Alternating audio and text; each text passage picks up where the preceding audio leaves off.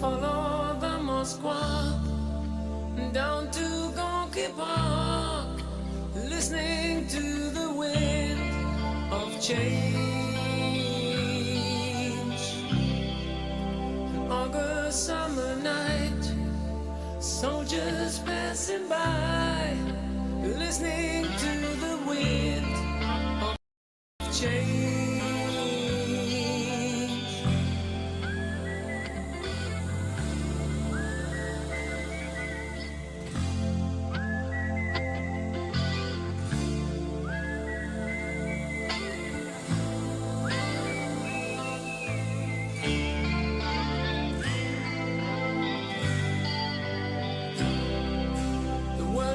Closing in.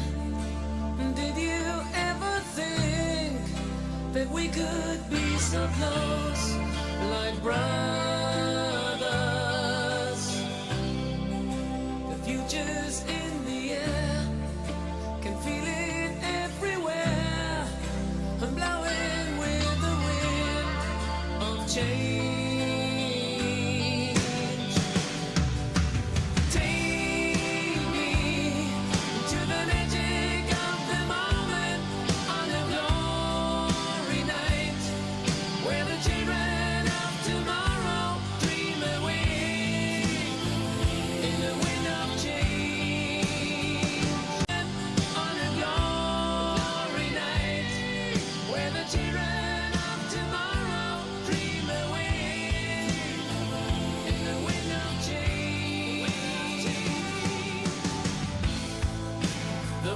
Change blows straight into that phase of time, like a storm wind. Then we ring the freedom bell for peace of mind. Playing your ballad like I sing what my guitar wants to sing.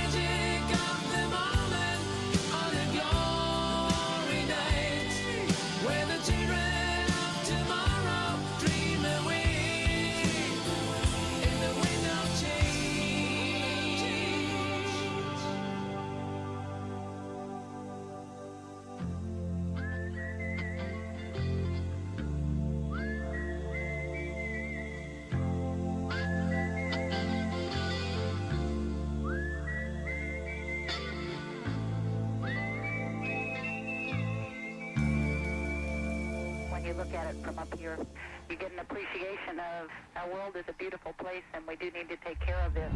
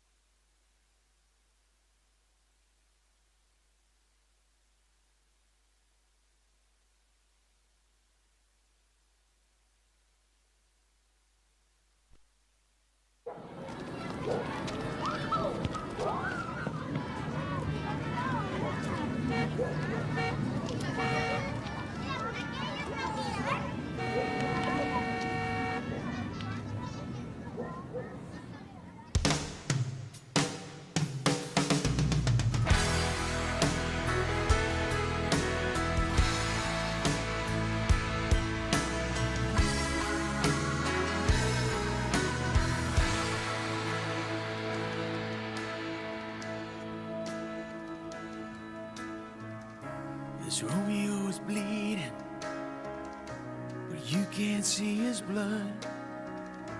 It's nothing but some feelings that this old dog kicked up. It's been raining since you left me, now I'm drowning in the flood. You see, I've always been a fighter, but without you, I give up. Now I can't sing a love song like the way it's meant to be. Well, I guess I'm not that good anymore, but baby, that's just me. Yeah, I will love. Now your picture's there. I have something made us laugh, something made us cry, one that made you have to say goodbye. What I'd give to run my fingers through your hair, touch your lips, to hold you near when you say your prayers. Try to understand, I've made mistakes, I'm just a man. When he holds you close, when he pulls you near, when he says the words you've been needing to hear. I wish I was him, put those words of mine to say to you till the end of time. And I will love you, baby, always, and I'll be there forever and a day.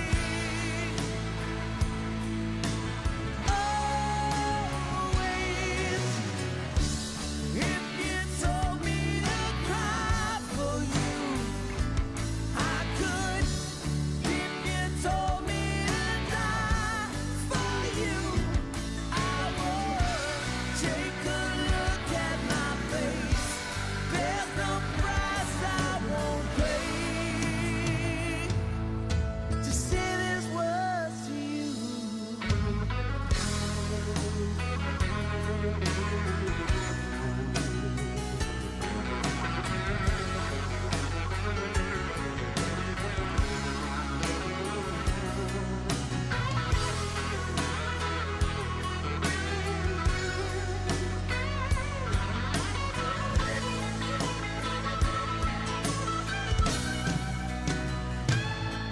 Well, there ain't no luck in these loaded dice, but baby, if you give me just one more try, we can pack up our old dreams and our old lives. We'll find a place where the sun still shines. Yeah, we'll love you, baby,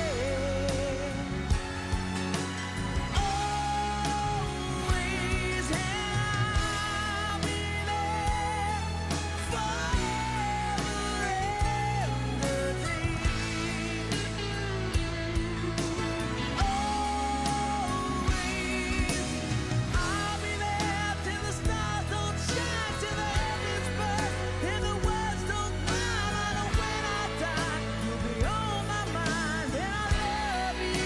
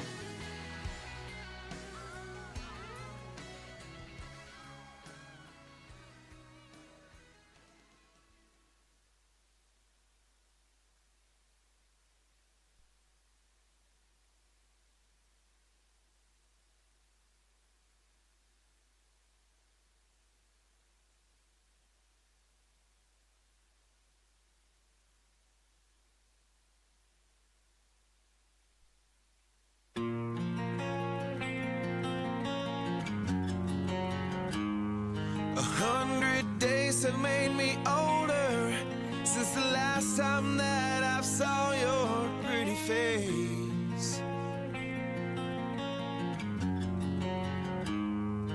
1,000 lies have made me colder, and I don't think I can look at this the same.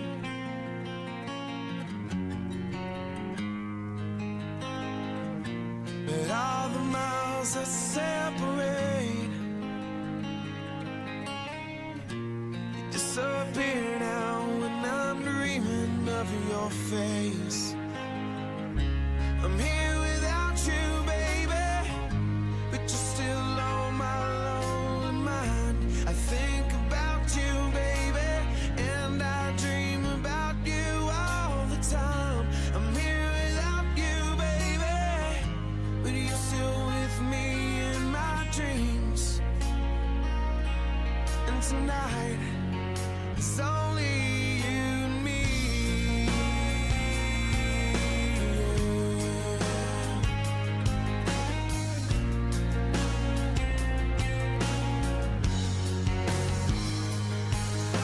The miles just keep rolling as the people leave their way to say hello.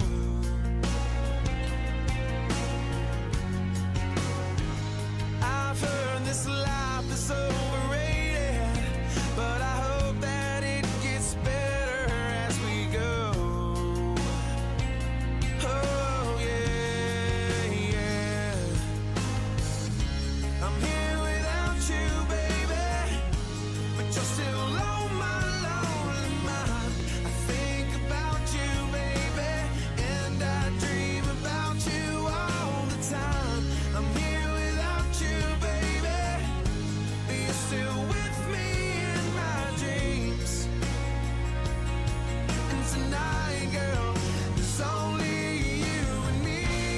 Everything I know, and anywhere I go, it gets hard, but it won't take away my love. And when the last one falls, when it's all said and done, it gets hard, but it won't take away my love.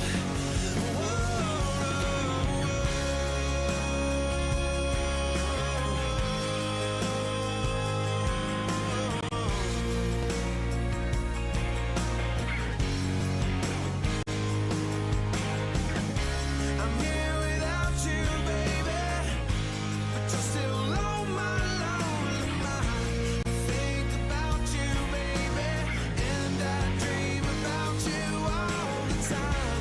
I'm here without you, baby, but you're still with me in my dreams. And tonight, girl, there's only you and me.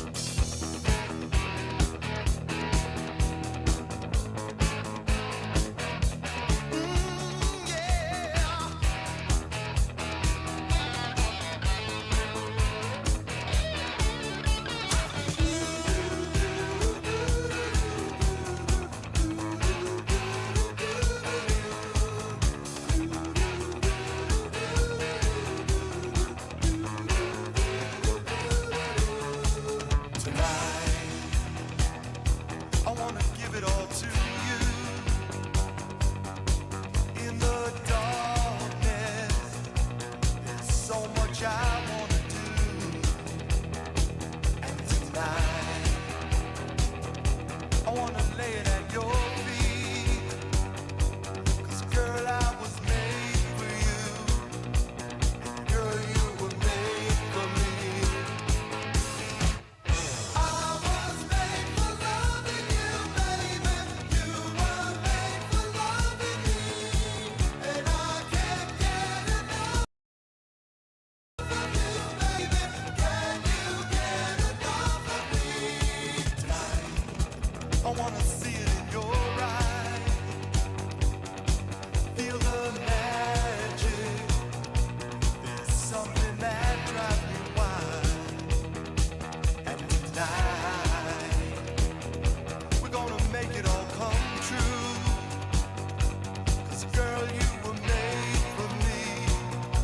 And girl, I was made for you. I was made for loving you, baby. You were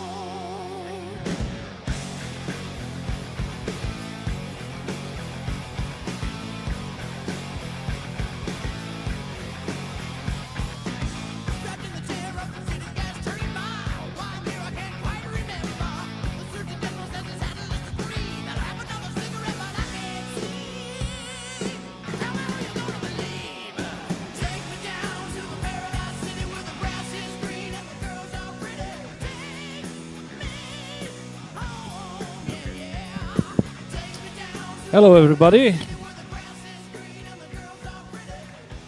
I can do better. Come on, come on. All right. Pipe down, pipe down. Welcome to this Manuel Garner Fernandez clinic. Manuel, is the first time for him to come to the UAE, to the Middle East. In fact, so we are very happy that he chose to come to Dubai first. It's going to be him all the way. After he will do the clinic, we will have a Q&A. We will take 10 questions. I hope some of you won some prizes and put some smile on your face. And for those of you who didn't, better luck next time. You have probably seen outside the Ibanez guitars. That's because, of course, Manuel is Ibanez guitarist. And we'd like to thank very much Hoshinogaki, which is the manufacturer of and the brand owner of Ibanez guitars, for choosing to include us on this clinic tour. Yeah, I'm not just gonna say too much. Everybody, please welcome Manuel Garner Fernandez.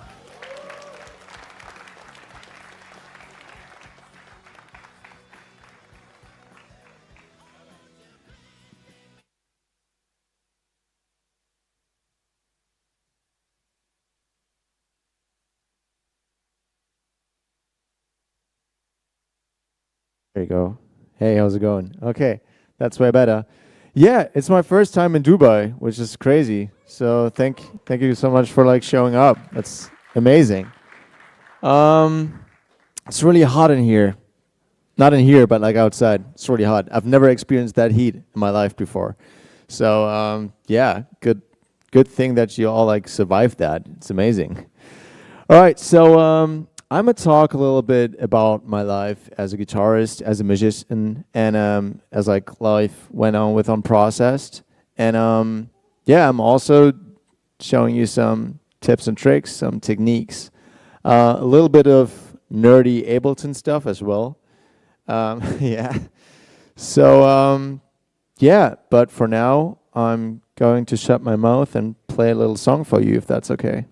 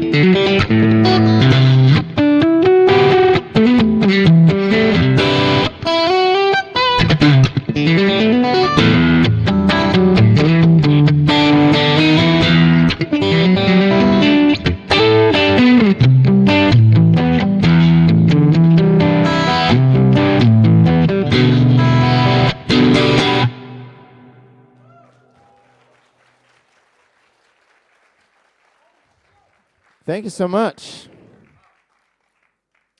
All right, so how did that even begin?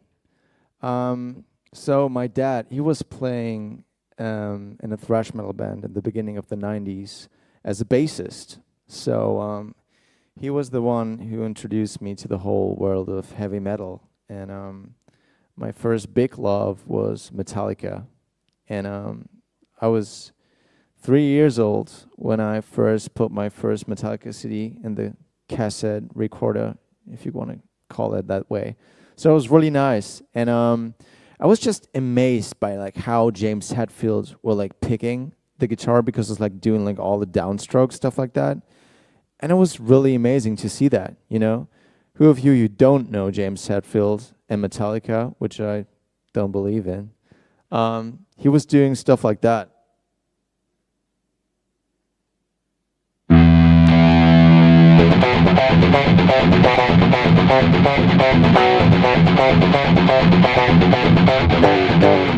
So like that downstroke thing even began there. So I was like really amazed by how percussive and how heavy that was. So yeah, a little later I had my first electric guitar, which was way taller than me. It was a Harley Benton Flying V.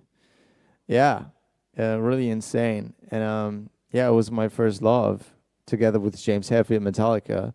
So of course I was just thriving to it, and my goal, which I then also did, was to play the whole Metallica discography from Kill 'Em All to back then Sankt Anger. I did that. I played it all, except the solos. I didn't want to play the solos. I was a rhythm guy.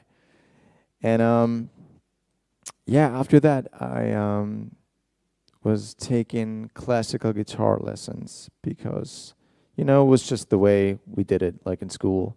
My granddad, he was also playing guitar. He played in a Beatle-esque band in Ireland. This is where he came from.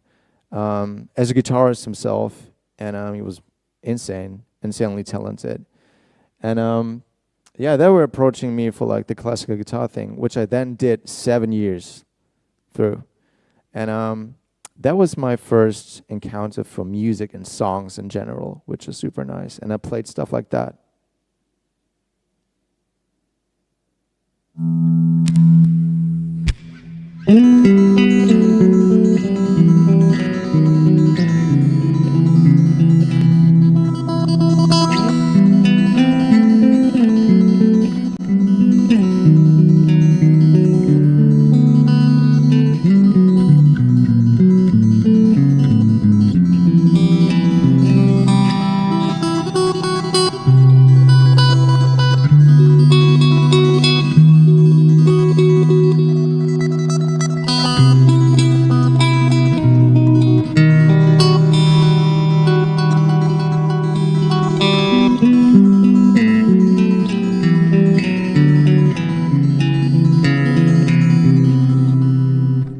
So yeah, that was my first introduction to fingerstyle playing, which I very enjoyed, which I loved. And also, it was the first encounter for me for like Spanish flamenco guitar.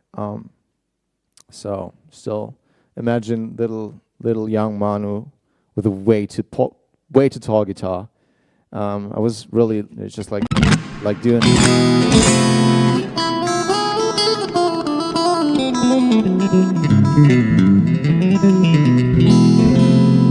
I just loved the way it was just like really warm and really aggressive in a way as well, but like more in a classy way, you know.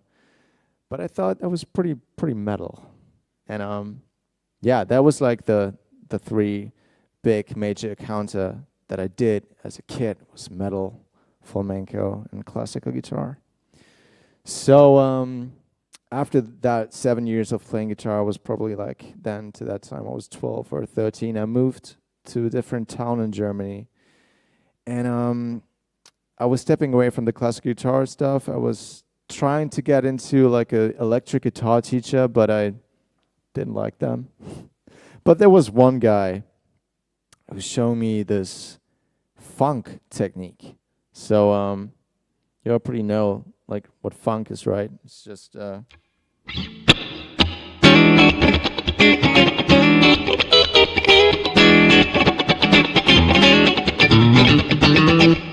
that weird thing with like a lot of percussive notes and dead notes in it. I don't know what it is. I really don't like funk. It's just something about it that it's not emotionally connected with me. It all sounds like a duck. But the musicians itself are insane. And like they're all like really tight and really like a click, almost robotic. I like that a lot. So and the way like the right hand worked was really nice. So I was like, how would that work with like metal and flamenco? Because it's super sick and like percussive, and I really liked it. So yeah, you know, like I was trying to like do stuff like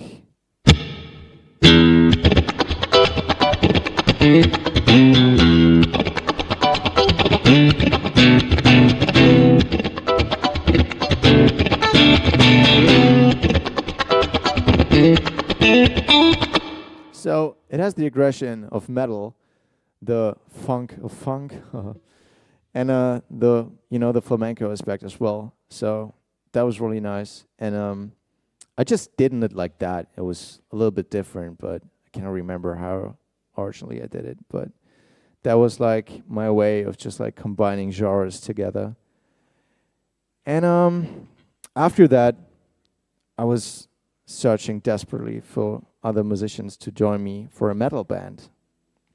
So this one guitar teacher guy, he was like, I was maybe 14 or 15 years old to that time. He was like, yeah, there's this audition for like a cover rock band, you know, just be there and try your best. So I went there with my Metallica tank, and there was this other guy, like with a Slayer tank. I was like, yeah, sick, bro. It was me first time meeting Chris. He was 16 or 17, I was 14 or 15. And yeah, we were like both auditioning for this cover band. Apparently, I played the Smoke on the Water solo better than him, so I got a job.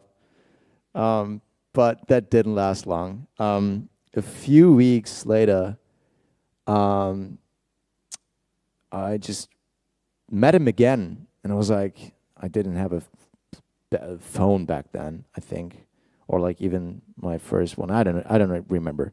But I met him again. I was like, dude, you want to make a metal band? He was like, oof, you know, like me, really young, really annoying. He was like, all right, I'll give it a try. So we met at my room in my hometown, still living with my parents, obviously, because I was way too young. I was like just jamming around, like talking about Metallica and Slayer and like how cool everything is, you know. And it kind of clicked. So we tried to like get into like a drummer and a bassist eventually and a vocalist. And we were starting to do like some demo recordings back in like then our bassist's room. It sounded different than like the unprocessed today. Should I give you like a riff example, like what we did back then? Because we started as a technical death metal band. So it's going to be a little embarrassing, but you know what? I'll just do it. I don't have like demos from it, so I would like love to like show you like the actual demos, but these kind of got lost. So I'll just play it for you. So just imagine it to like down-tuned like 8 semitones or something like that.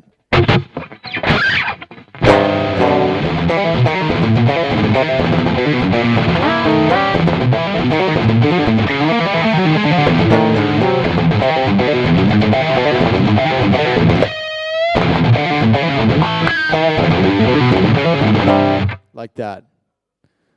I was really into Faceless and Born of Czars during that time, so that was the beginning of Unprocessed. I don't even know if we would call like Unprocessed back then. I think it was like Processed, yeah, maybe. Now it was like a boring metalcore name like Infected Silence or something. It's really local metal-esque. But yeah, no, eventually we were like a little bit sick of the old vocalist guy who was like trying to like imitate Mitch Lucker. Because, because like I wanted to do something else. Like I wanted to do something more musically, like more, the style of guitar playing I love, and and luckily we decided to step away like from some musicians and like the old vocalists, and we were like trying to get a new vocalist who can also do clean singing and screaming, but we couldn't find anyone. And then Chris was like, can't you just sing and like try? And I was like, nah. Because like I was doing some vocals in a choir, but it was shit. So no, I eventually tried it, and it was not bad. It was like not good, but it was alright. Like imagine the first demos being like 10% vocals and 90% just ripping, guitars. So that was okay. But eventually I had to learn how to scream, for like a metal band. And I tried that. You guys know what I did? I typed in on YouTube how to scream. So I did that. So it was really nice. Did that like a couple of years and tried out. And eventually I got better over shows and gigs. But yeah, for all you like curious, Unprocessed is really that old. It's really a thing since 2012. And we were a local band playing in front of 5 or 10 people for 6 years straight. So we grinded a little bit. After some years, eventually, I moved to a different town, and I wanted to like study guitar. And everyone back then were like uploading some guitar clips of their like playing guitar on Instagram, and I was like, that's so bullshit. Why even trying that? I don't want to do it. But they were like, oh no, just try it, like do it. And I tried to cover a song that I really liked during that time, together with like all the techniques I wanted to do. And yeah, I was uploading that one clip, and it went like that.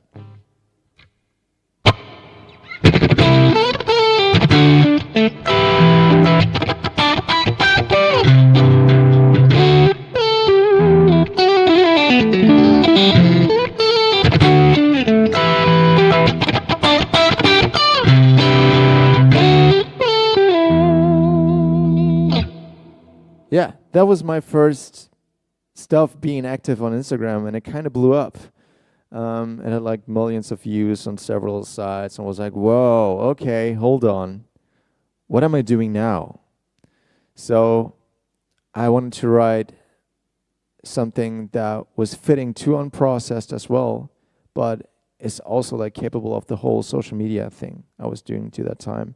So I wrote something that is in that style, but like a little bit more metal, a little bit more me.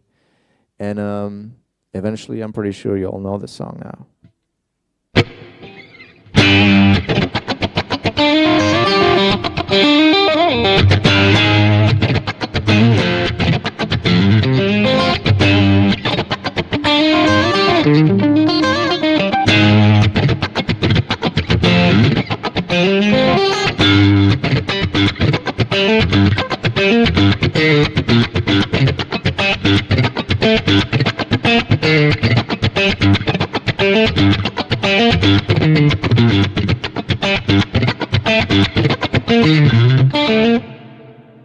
So that was the birth of the song Abandoned. Yeah, eventually we did a music video shoot to it, and then also kind of blew up. And that was the first time that Unprocessed got viewed by so many people. And that was also the first time that we got invited to the UK to play our first, main in the scene festival, if you could say so, which was super nice. So 2018, 2019 was the first time that we played in the UK, played in England, to a bunch of new fans that we gained, apart from like friends and family. But yeah, that was really nice. That was really exciting. And we were ready to tour. It was time for us to tour for the first time. It was time for us to like sign to our first little label and, you know, do some stuff that bands would do, which was super nice. After that, it was in the UK also. We did a tour there, and our tour manager during that time was like, Manu, just do me a favor and don't go to social media in the next 3 days. I was like, huh? Why? What is happening?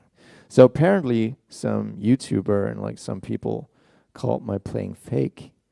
And were like, oh, this guy spits up his videos.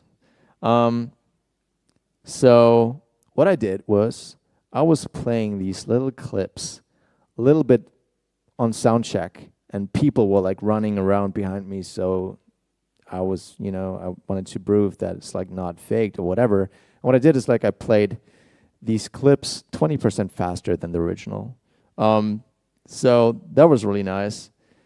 And that was also the first time that Ibanez reached out to me. And it was in 2019, I think late 2019. And it was, yeah, time for me to like go with my favorite guitar company, which was Ibanez during that time, and still is. And yeah, I was really, really, really happy about it. And it was also the time where we finally got our first big Europe tour with Polyphia. And that was also really nice. So after that, I was like full of energy, you know, ready to go. COVID happened. Sad. So no tours. We were like supposed to go with I think Tesseract and Periphery. You know, didn't work out. During that time, where like everything began to like finally rise, it was a little bummer, you know, because we were like fresh in the scene.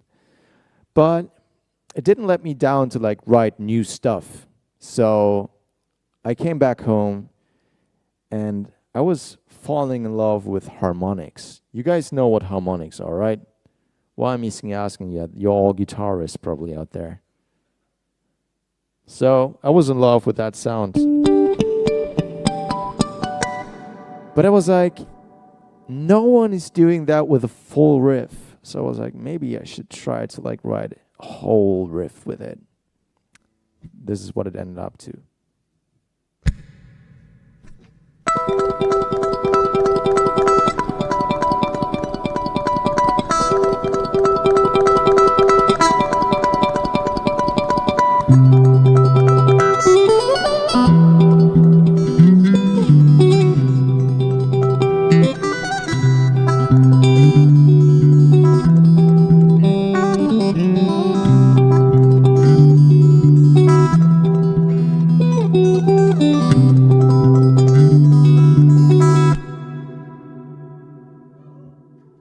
Thank you.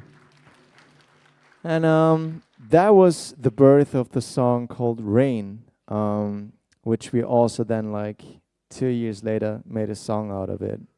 I mean way earlier, but we shot the music video and the single were like out in 2021, I think, too. I don't know, remember. But yeah, that was the birth of Rain, and a lot of people liked it. And that was also the time where like listened to a little bit more pop than metal, and I wanted to like go a little bit catchy with the guitar and do something different. And yeah, because of COVID and we couldn't play shows anymore, and we had this tour with Polyphia right before everything shut down, me and Tim, we wanted to write a song together. And we both at that time had lessons by another guitarist called Tosin Abasi, because we wanted to learn the thumping thing he did. He's still doing. I failed, you know, the stuff he's doing, like the, I'll try it now, but I'll embarrass myself. You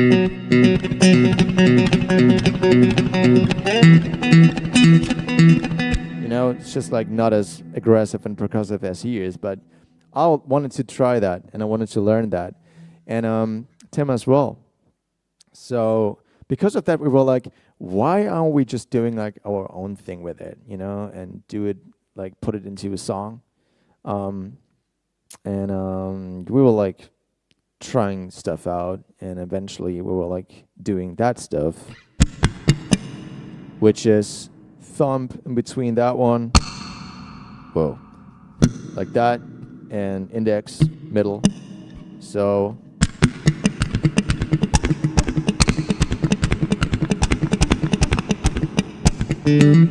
you can play the most boring and basic stuff with it, and it still sounds so cool because there's more elements, more percussive elements to it. Let me give you an example.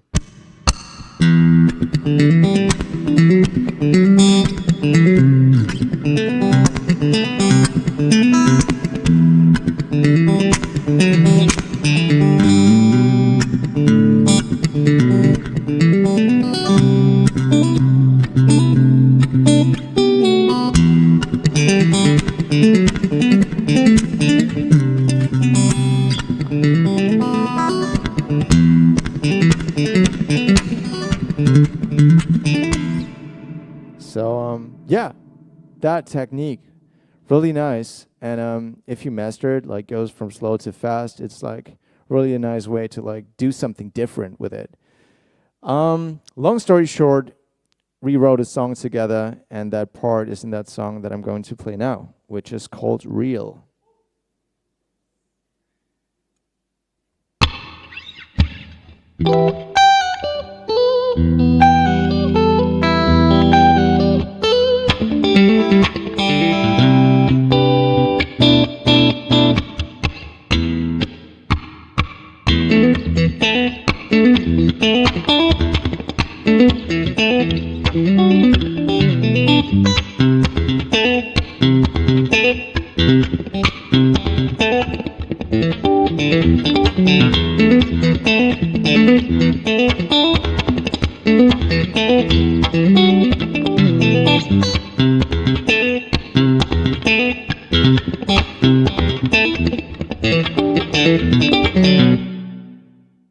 Yep.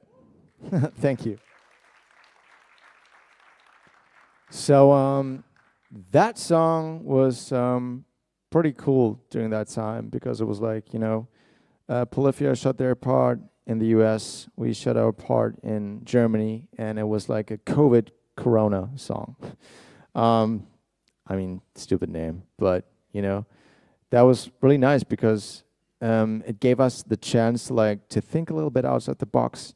If you're not tour, you have to do something different, and we didn't want to stop music, so we just released a bunch of stuff, and eventually released a record during that time. But I wanted to encounter the guitar more and stuff that I never listened to before, and there was one guy. It was an acoustic guitar player who was doing that weird stuff.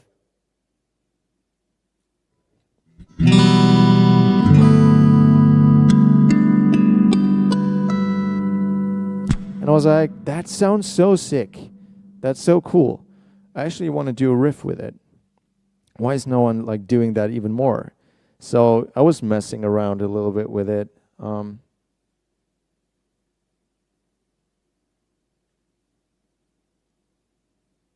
And was just trying to record something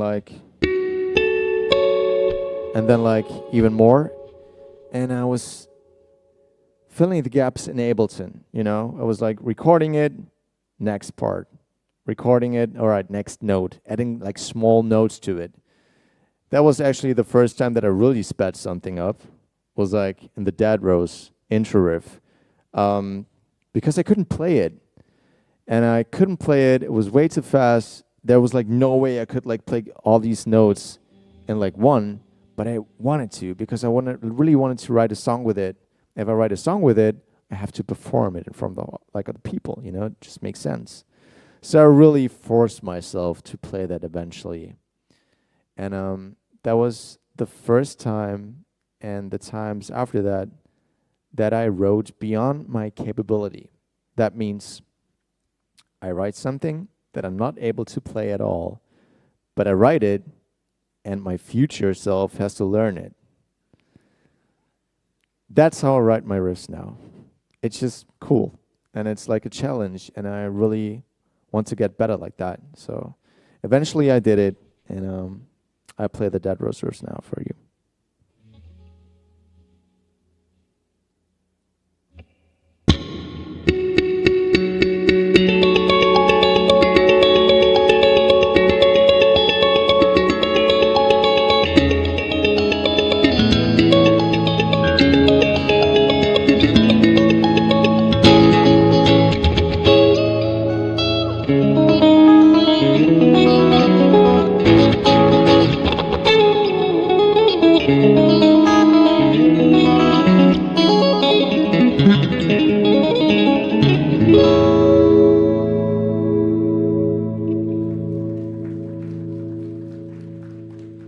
So yeah, since then I'm doing that, which is really weird. In the beginning, I always hate myself for doing it, but it's like really fun.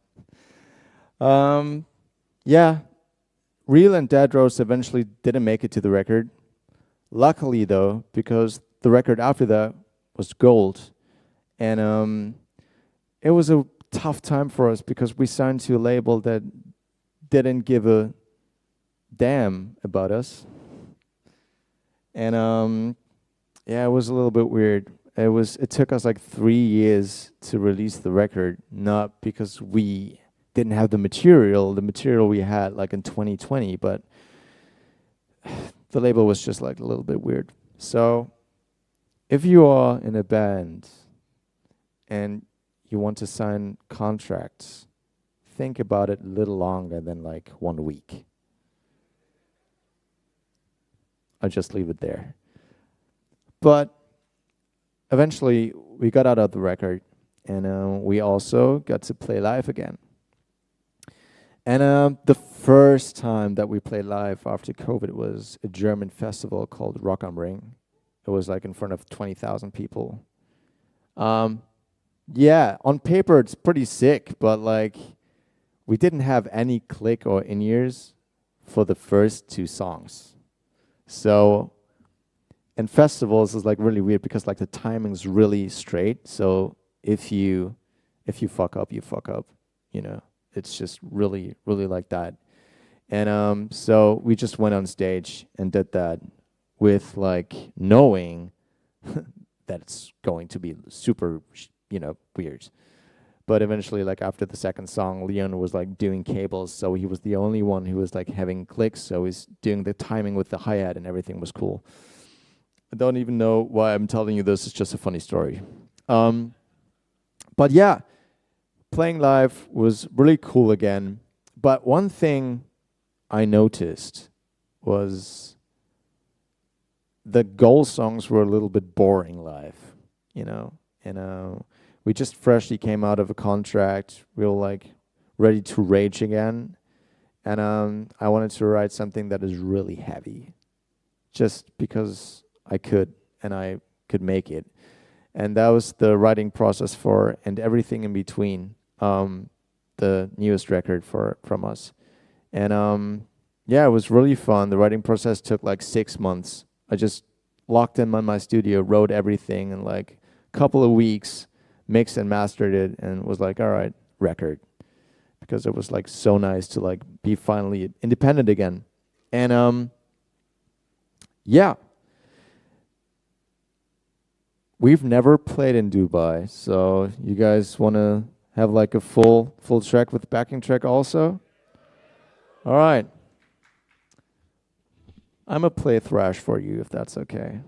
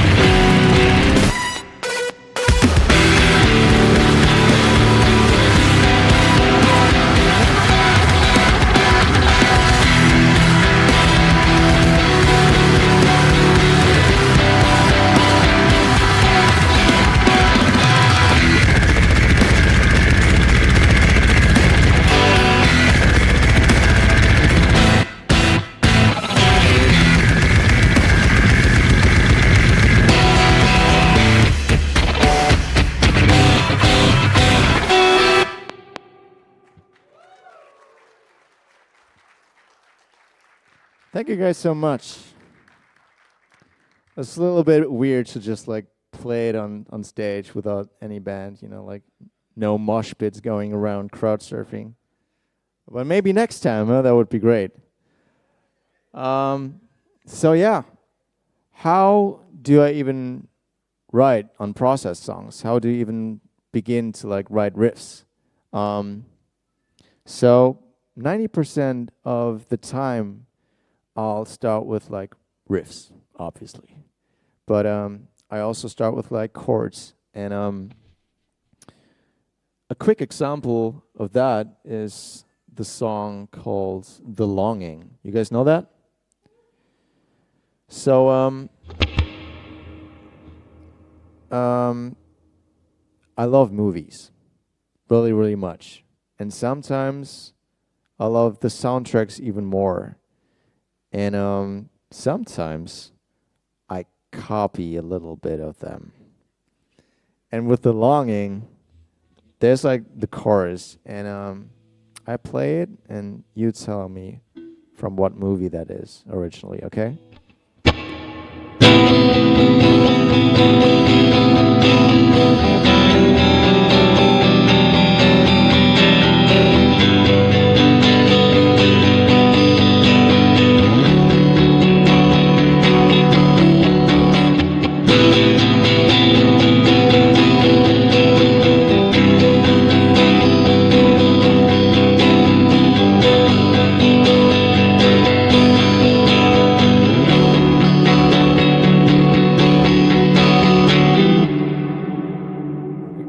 Right. Yeah, so that is 100% Inception. I'm not going to lie about that. I thought it was so cool to like just copycat it and like put it into chorus because it's just chords, you know, like you cannot steal chords. But yeah, eventually I start with chords. Example, let's just do. All right, let's just do a.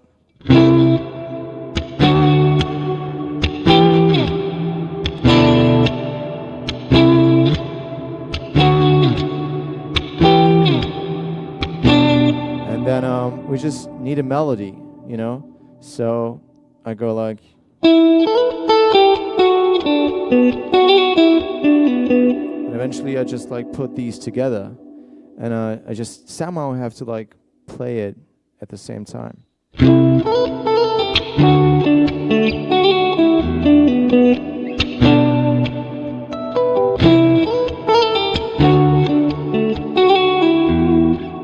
So what I do that like after is I just record that like piece by piece. Remember like the Dad Rose stuff? I do that with like the Blackbone, for example, riff as well. So and I do like some flexing editing after that as well, just to like give it more spice. So eventually it becomes like that.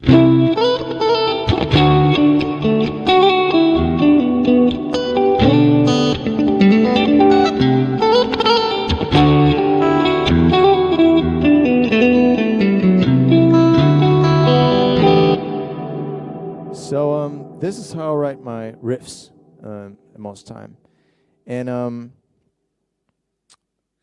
some after that I'm just like doing some production details. You know, for example, like in the Longing main riff, like all the dad notes are like overlaid with something that sounds like that. Just put it like on top of the dad notes, or like go with some sample stuff. You know, like I really take good care of like soundscaping and creating like a stereo image, because I'm like I said, I'm a huge fan of soundtracks. I'm a huge fan of sound design, and yeah, I love that. Programming bass, programming drums, just fitting sound like song structure together, and then eventually just running around in my studio for like 24 hours straight, and start to like think of a vocal line. After that, I just like send it to the boys, and yeah, David is like doing some lyric stuff, doing the real bass, and same with Leon. And at the end of the day, quick and dirty on process song, easy. What I do also is I directly record and produce and write into a full mixed and mastered project. So the way it comes back at me when I like re-listen to it, it's almost like it sounds good, you know. Sometimes you just record something and it's like, oh my god, that sounds like ass, but it's, you know, eventually it's pretty cool. So what I do is like I produce and mix and master like a, you know, a whatever song in the beginning, so to like have an idea of what the new sound will be. And now to my guitar saw secret. Normally I'm here with my quad cortex. Things didn't allow me to have that right now. Just not going into further details. But you can do this with your own tone as well, like it doesn't matter. So I'm going to show you now how I do my glitchy, weird little tone. The only thing you need is a DAW, like Ableton, Cubase, Fruity Loops. I recommend Ableton though because like it has like a very interesting pitch warp system right here. So this is for the next 2 minutes. It's really nerdy stuff. Okay. I record something now, just live, and after that, give me 2 seconds, and I'll do the magic.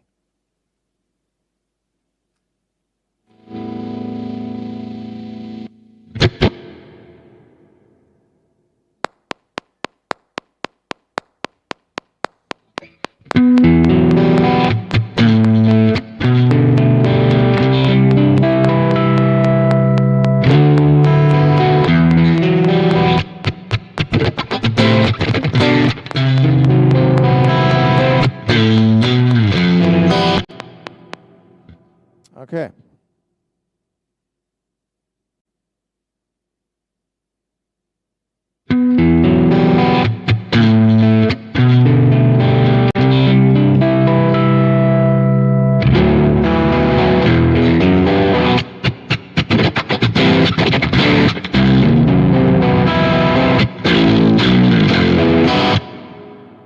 That's it. So what I do is there's a warp system in Ableton, like a pitch system. If you put that an octave down and play a little bit with formats and envelopes, you get that. The first time that I encountered it was during the Dad Rose song process thing. I did the same thing, but I did it 1 octave up. So whenever I recorded like tapping harmonics, I put the octave up and it sounds really classy. Let me show it to you. So I will record some tapping harmonics now and do the same thing, but in the other, like the other way around.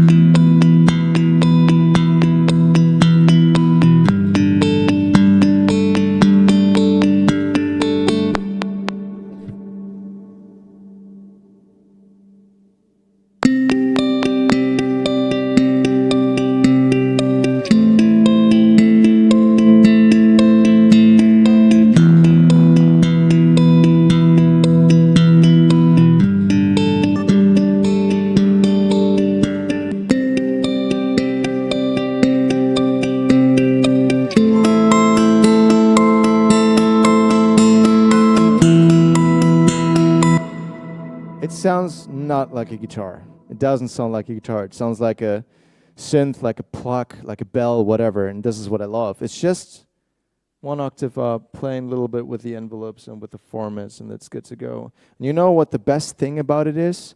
Let me just get rid of the whole tone. It's just the eye right now.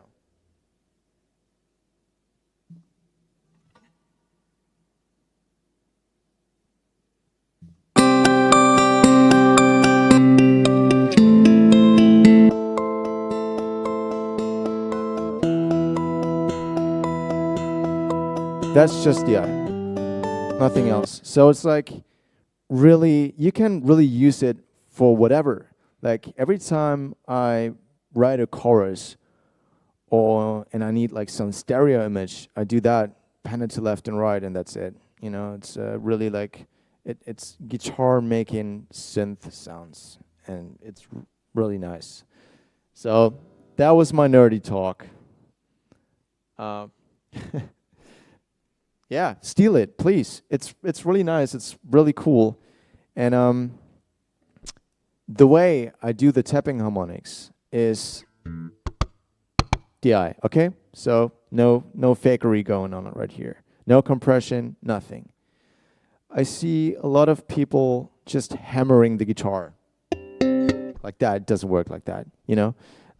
What I do, you got the octaves, you know, and you're like not limited to like these three. It's counts, 12 semitones. So I can do the same thing here.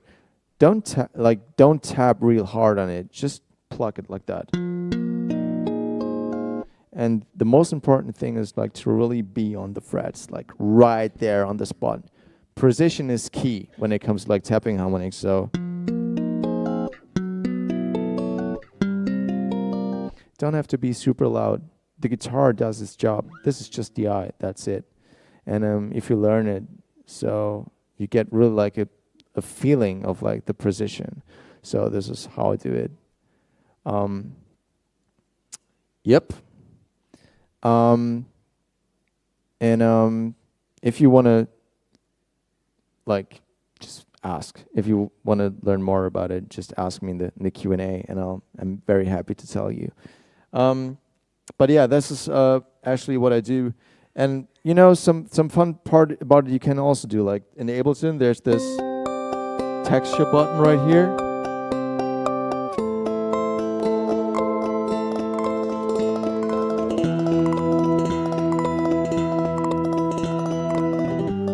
It's really weird, but it's the same thing that I did with the song Glass. That's just it. That's the intro, and that's it. So yeah, get yourself an Ableton license and just try it out. It's real fun. All right, nerdy talk over. Right after the end, everything in between album sessions or like in the middle, Ibanez approached me, and we were like working on that thing. That one is the MGF M10, and it's my first ever Ibanez signature guitar. So very, very proud of it. Thank you. We're like planning some stuff with it, and I think it was 2023 or 2024, and so we right away like knew that it's going to be like something from the Q series, because Ibanez was doing a custom Q for me that is pink and gold, like my AZ, like the Rose one, and I loved it. You know, like even on stage, I can just, you know, well, you didn't see an Unprocessed live show yet, but you will notice that we jump around and having like a crazy hardcore show. It's like not a nerdy proggy thing. It's like really like a rock and roll show. So we jump a lot. So I kind of need like a lightweighted guitar. Just grab yourself a Q. Was built in the 40s and 50s and 60s even, you know, with the gold and the black and even the red, you know. So I really wanted to try like to combine the modern stuff, you know, just have it with the headless guitar and the colors. We went to like with a lot of switches in here, you know. You need that one for the metal sounds.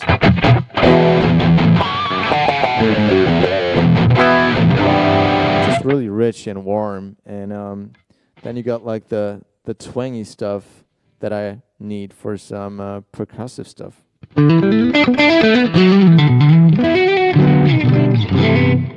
The more warm with the middle, great for like layering chords on it. The fourth position is my go-to position. I just write the majority of riffs with it.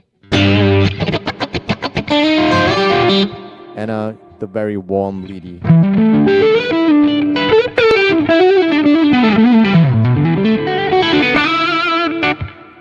So that guitar is not a modern teeny math rock guitar in itself. It's just like a guitar for it's a guitar for every genre. So I love that guitar a lot. It comes with a Ibanez own Q58, and these are like also like a big part of the guitar itself. So yeah, just awesome. I think we also got one in the showroom. I'm not too sure. So just like make sure to like grab one and just play with it and feel it. It's really, really amazing. All right. I just told you guys a lot of secrets, and I'm glad I did it. Do you guys have any questions? I would love to start the Q&A round right now. Do we have a mic or something?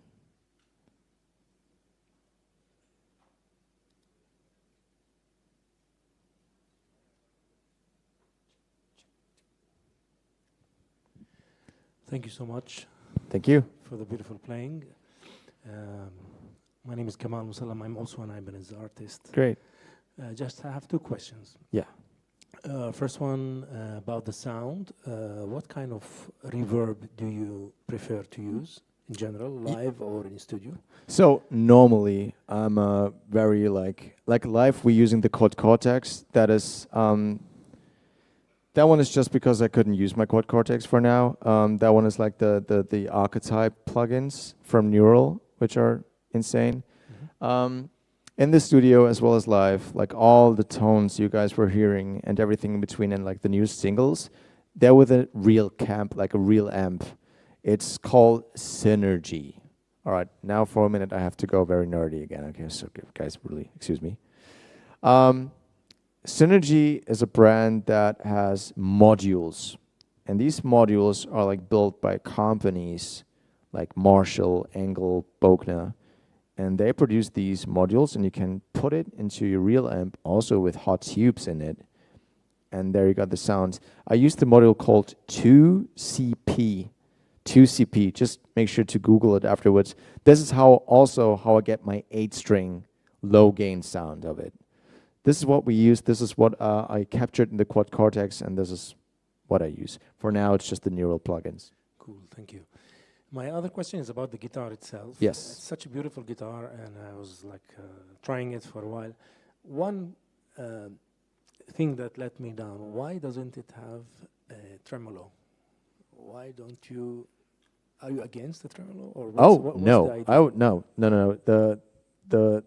The thing is, these are like the first headless modules by Ibanez, and it's just not out now. That's the only thing, you know. Eventually, I would love to have a whammy on that for sure. Yeah. More questions? Oh, hold on.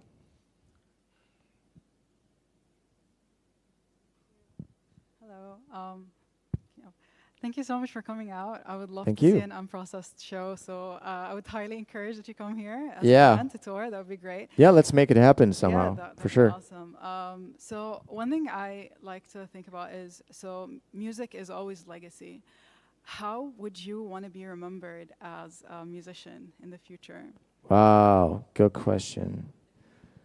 How do I want to be remembered? Okay, I think I have to explain my answer, because my answer is pretty simple. And my answer is, I want to be remembered as someone who write good songs. Why?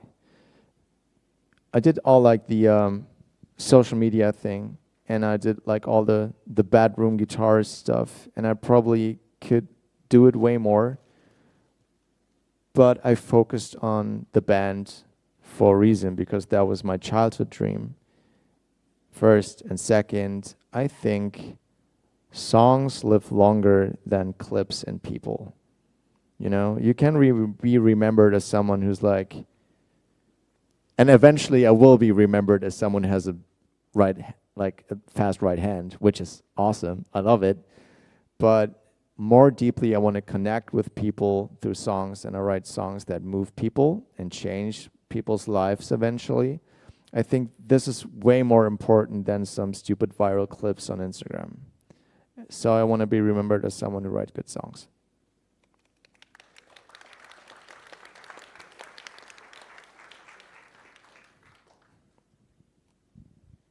Hi, Manuel. How's it I'm going? Elisha. I'm a huge fan of you, and I wanted to know a little more about harmonics. I can play harmonics, but I wanted to know if it's the right way. So, can I show you how to play? Yeah, Right. absolutely. Thank you.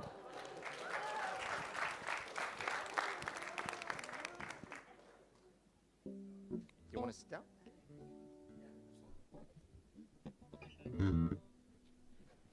Okay, if he goes more than 1 minute, shut him down. All right?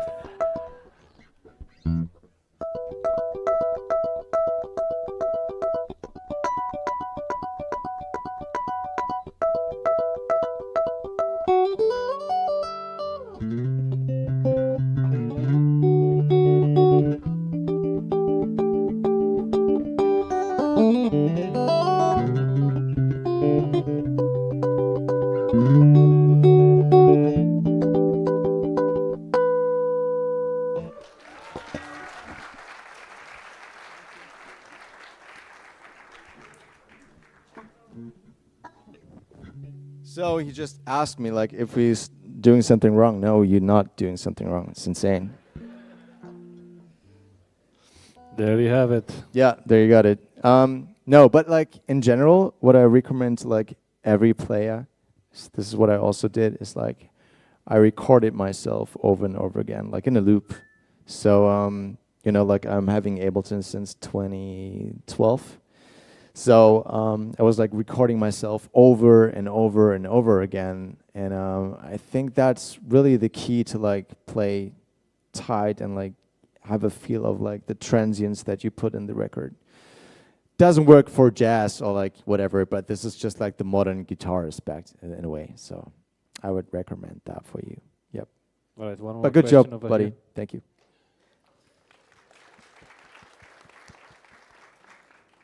Hi, Kyle over here. First off, huge fan.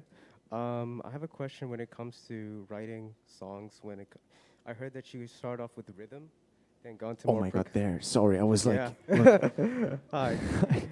So I have a question regards to when it comes to writing songs. Yeah. Coming from like a rhythm background, I personally love getting to more percussive as well. Great.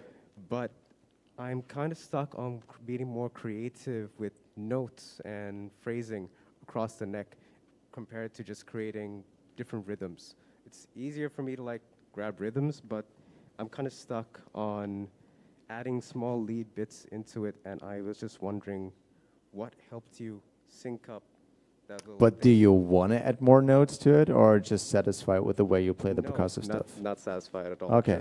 Just trying to see how to experiment with it, because you mentioned the whole Ableton Yep. concept where you add your notes to it and then force yourself to play it. Yeah. Is there any other ways besides using that you would recommend or have tried? Well, what helps is to just play maybe different songs in different genres. Because like I was stuck in a long time in this whole Metallica, Pantera, Iron Maiden loop, you know. I noticed that playing different genres and just trying to get into like different way of playing guitar kind of helps with your writing as well. And what also helps is just like write a song in a complete different key that you're not used to. Your brain will come out automatically with stuff that you never think about. And yeah, this is always what like I did. For example, in the whole Gold era, I never wrote a song like in standard tuning with. I mean, I wrote songs in standard tunings all the time, but like in C sharp, you know, because I cannot do my cheaty playing chords in G, B, and E thing, you know. So that helped me a lot. Try that. All right, there's a lot of questions over here. Hi guys. Hey. Hi. I have one question, not about technique, not about stuff, but I think it's mostly and interestingly. When you're gonna to the stage and you're playing for 1,000 people, you have emotions. When you're gonna to recording song, you have emotions. When you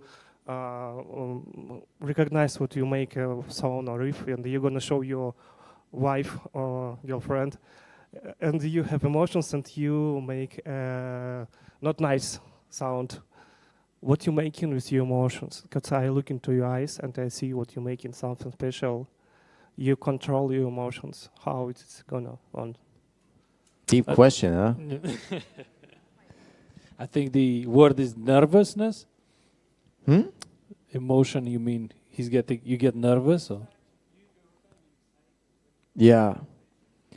So that is a really good question, and you guys I'll try to answer the question in a truthful way because I think it's really important.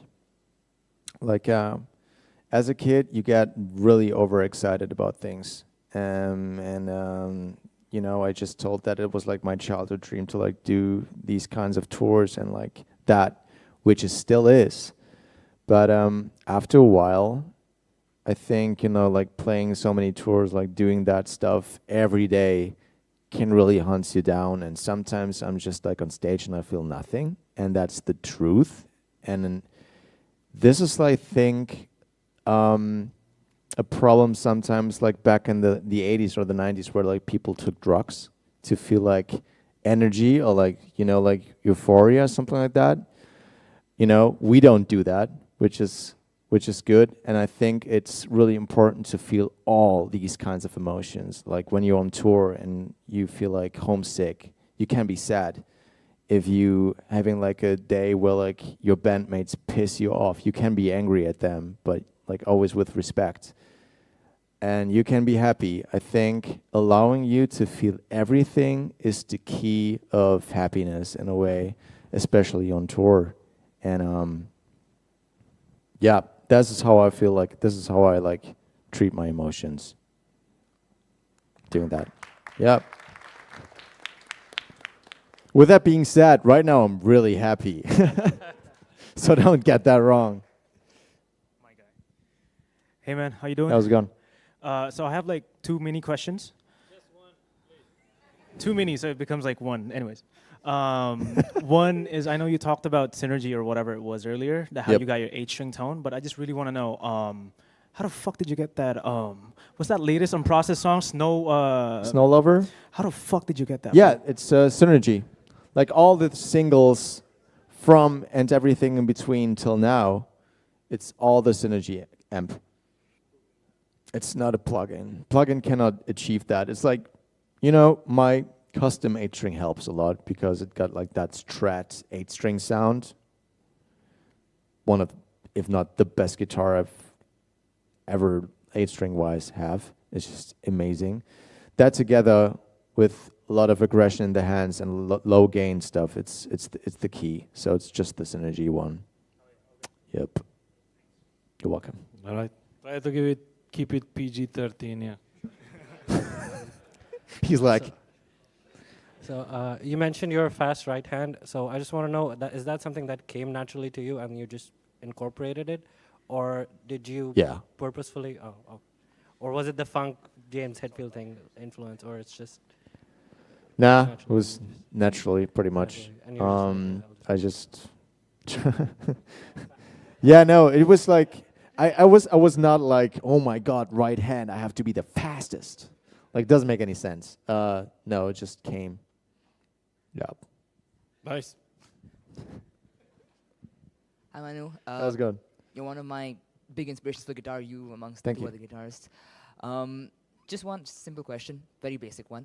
What's your tips for a new beginner guitarist? I mean, I just started out recently, so let's see what you like to say. Yep. So my first and most important tip and trick is don't start with the modern techniques. I see so many young artists and young guitarists that jump directly into tapping and thumping and all that kinds of stuff. and they leave the most important stuff behind, is like to play along with songs and learn chords and get a feeling for rhythm and music in general. Yeah. Chords, songs, timing. Yeah, that's it. Hi. Hello. I'm a guitarist myself, and I do a lot of things with dead notes, thumping, plucking, twist and abbasia stuff, nerdy stuff. So, do you have any warm-ups to like achieve that, or for going on a stage or something? And how was your experience with like working with Tim Henson? Yeah. So these are two questions right now, right? The warm-up thing and my friendship to Tim. Okay. Like I said, I'm answering you the questions truthfully. I don't warm up at all, but it's something that I would not recommend. But sometimes there's this. All right, one quick thing, down up thing, like that. That really helps with like all the percussive strumming thing and to get your right hand really kicked in.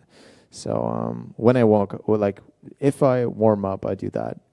And a police song for like left hand stretching. What was the second question again? How was your like? Oh yeah. So yeah, pretty sick. We were like touring together. We since then we're like friends, and we just hang out, write songs, and FaceTime each other, and just like work on the riffs together. So it's really simple, really simple. It's what I do with like all the people I collaborate with. Like I don't do business stuff. It's disgusts me. I have to be friends with those, you know. Yep. Hi, hello. How's it going? I'm very good. So how do you get out of creative ruts? Like a creative like block? Yes. I don't. If I'm having like a writer's block, I just leave it there. Because I think sometimes you have a reason why you have a writer's block. And a lot of people just overdo it, and then they eventually burn out. So if I'm having like a writer's block and I'm not allowed, like I'm just actively not, I cannot do stuff, I just leave it and wait a couple of days or like weeks, and then I get my inspiration again. I think a writer's block sometimes is actually pretty important to rest, so I don't force myself to do stuff.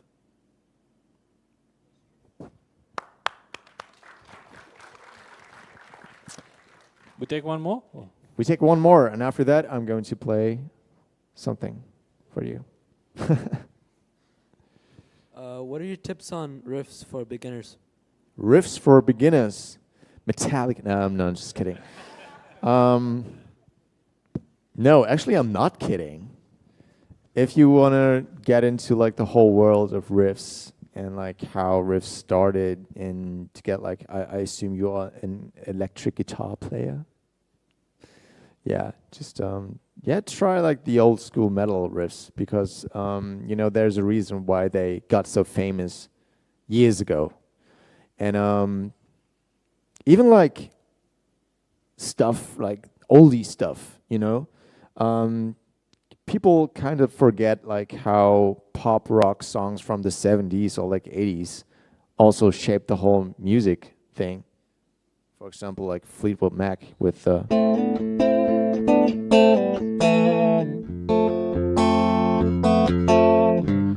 it's really riffy. So just try that as a beginner. Try to like get into like old school music, and eventually then, if you nail those, do full songs, and then go to the stuff eventually. Yeah. Playing along with songs, always good. All right. Yeah, thank you so much for the nice questions. I hope I could answer them in your guys' interest. And now I'm playing one last song for y'all. And after that, we jumping to the autograph session, huh? Meet and greet. Great.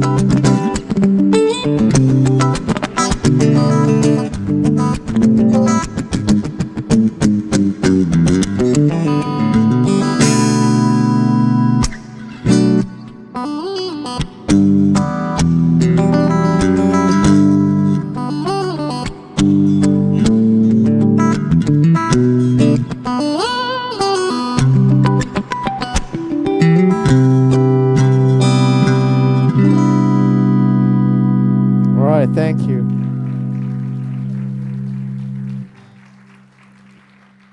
Yeah, thank you so much. I had a lot of fun with you guys, and I hope to see you next time, maybe with on Process. That would be great, right?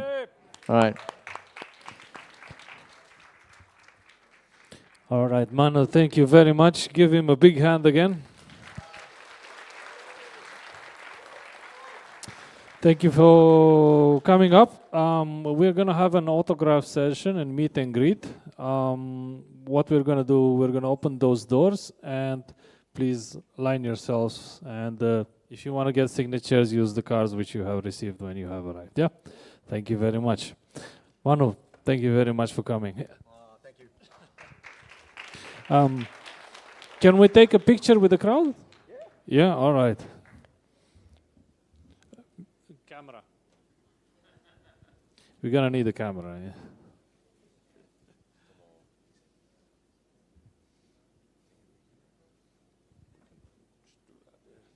Yeah, he's coming. Hope we don't fall over.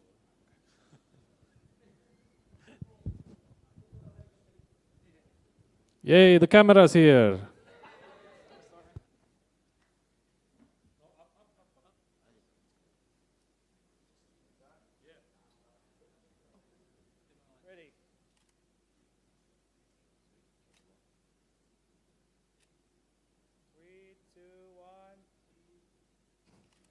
I'll give it a yay!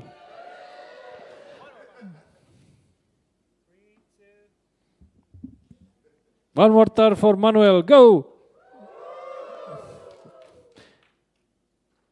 All right, thank you very much.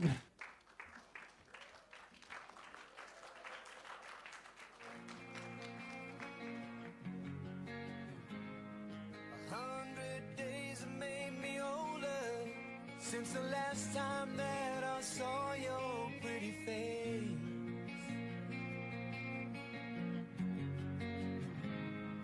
1,000 lives have made me colder, and I don't think I can look at this the same.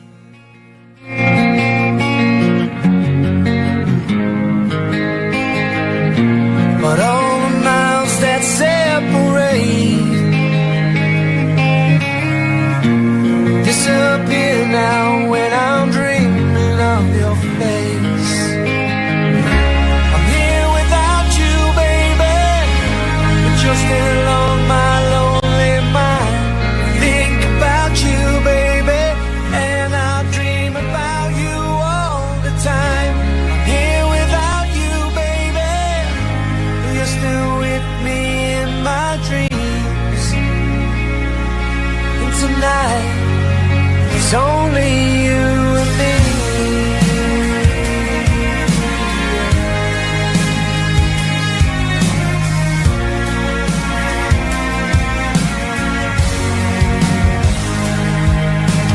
Miles just keep rolling as the people leave their way to say hello.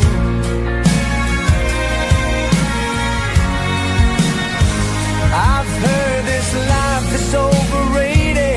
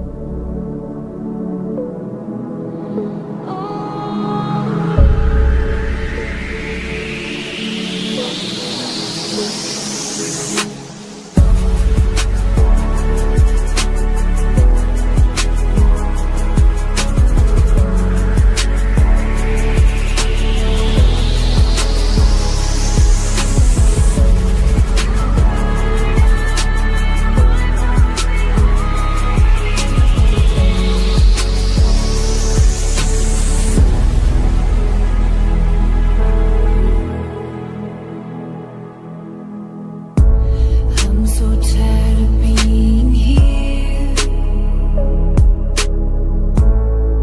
suppressed by all my childish fears. And if you have to leave, I wish that you would just leave, 'cause your presence still lingers here, and it won't leave me alone. These wounds won't seem to heal. This pain is just too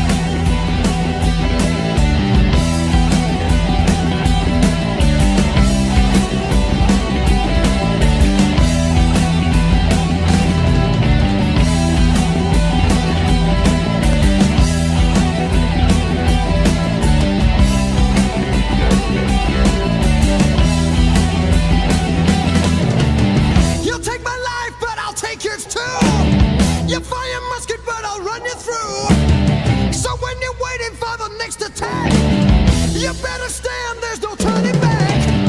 The bugle sounds, the charge begins.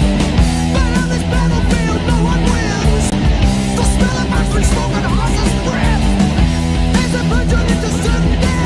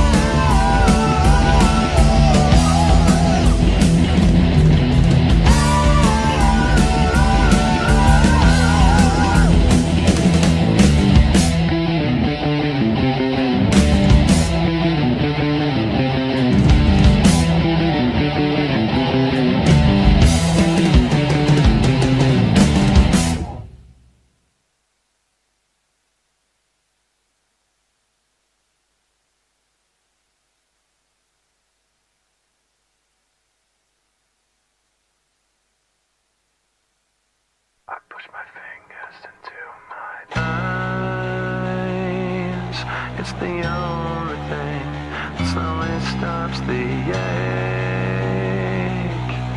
But it's made of all the things I have to take.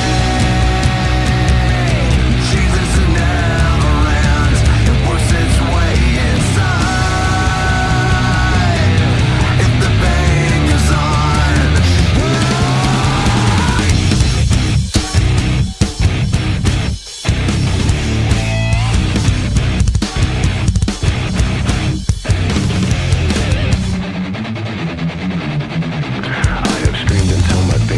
I've waited as my time's elapsed. Now all I do is live with so much fate. I've wished for this, I've bitched at that. I've left behind this little fact: you cannot kill what you did not create. I've gotta say what I've gotta say, and